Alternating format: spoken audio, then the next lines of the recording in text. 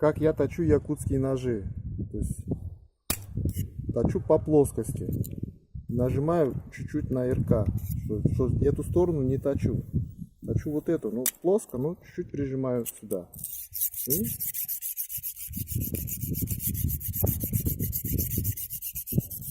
нож супруги. Она с ним курицу, мясо разделывает. Так что каменную крупу можно.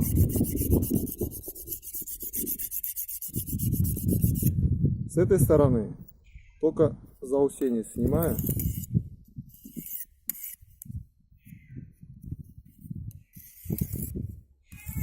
Все, нож острый.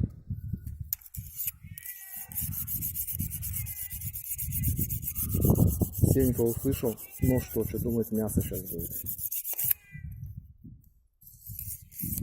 Вот так.